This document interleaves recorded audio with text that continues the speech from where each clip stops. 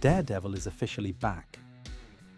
Disney Plus has revived Matt Murdock's story in Daredevil, Born Again, and the first episode wastes no time pulling us back into the dark, gritty streets of Hell's Kitchen.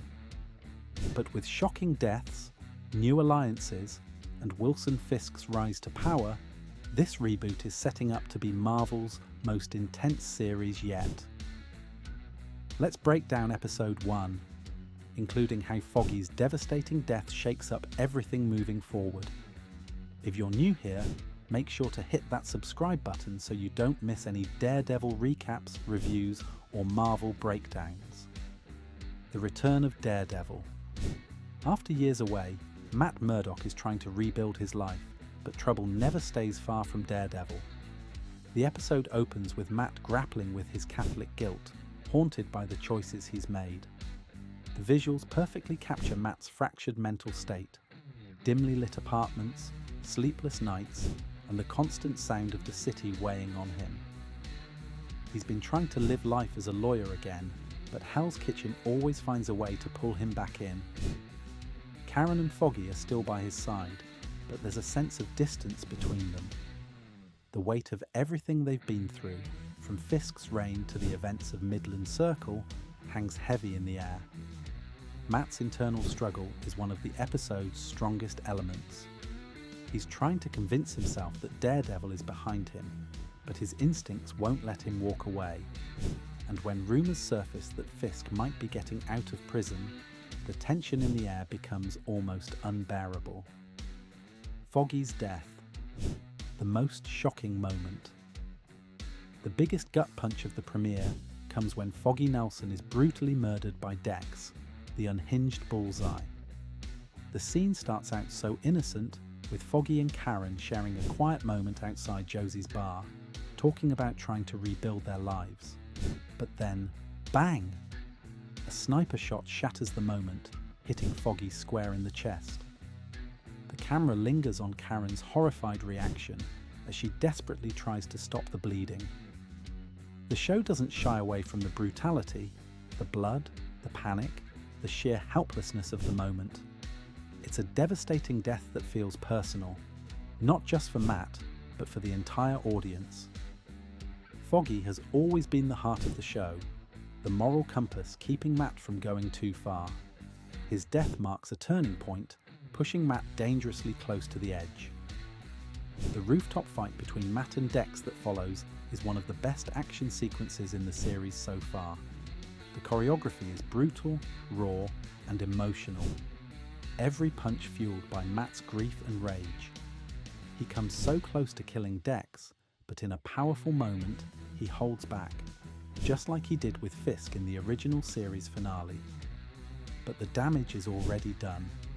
Hell's Kitchen has claimed another life, and Matt knows deep down that his war is far from over. Were you expecting Foggy to die this early? Drop your thoughts in the comments. Kingpin's rise to power.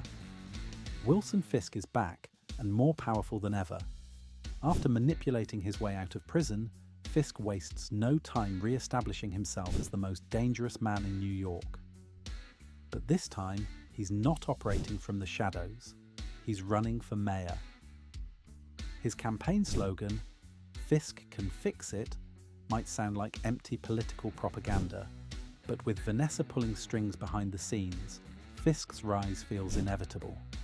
The writers are clearly drawing parallels between Fisk's campaign and real-world political corruption, making his arc feel more relevant and chilling than ever. One of the standout scenes of the episode is a tense sit-down between Matt and Fisk, their first face-to-face confrontation since the events of Season 3. It's a masterclass in subtle acting, with Charlie Cox and Vincent D'Onofrio absolutely commanding the screen. Fisk plays the role of the reformed man, claiming he's left his criminal empire behind. But Matt sees right through the facade. The two men share a mutual respect, but they both know that another war is coming. New faces and hidden agendas. Along with the returning characters, Episode 1 introduces some intriguing new players. Margarita Levieva joins the cast as Heather Glenn, a psychiatrist with a complicated connection to Matt. What starts as a setup for a legal consultation quickly turns into something more, but can Matt really trust her?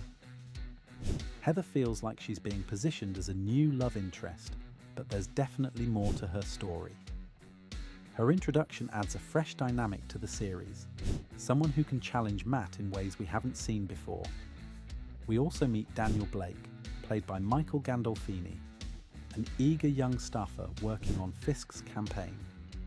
At first he seems like just another pawn in Fisk's game, but there's something about him that feels off. Could he be a mole? Or is he another victim waiting to be manipulated? What's next? By the end of the premiere, Hell's Kitchen feels more dangerous than ever. Fisk is in power, Matt's lost one of his closest friends, and Karen is barely holding it together. With Bullseye still alive and lurking in the shadows, it's only a matter of time before the body count rises. There's a sense that Matt is on the edge of becoming something darker. A version of Daredevil we've never seen before. He's already breaking his own rules, crossing lines he swore he never would.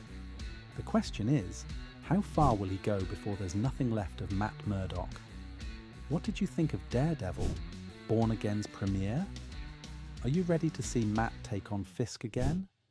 And how will Foggy's death shape the rest of the season? Drop your theories in the comments, and if you made it this far, smash that like button and subscribe for weekly Marvel breakdowns, theories, and reviews. Hell's Kitchen never sleeps, and neither do we. Thanks for watching. We'll see you in the next one.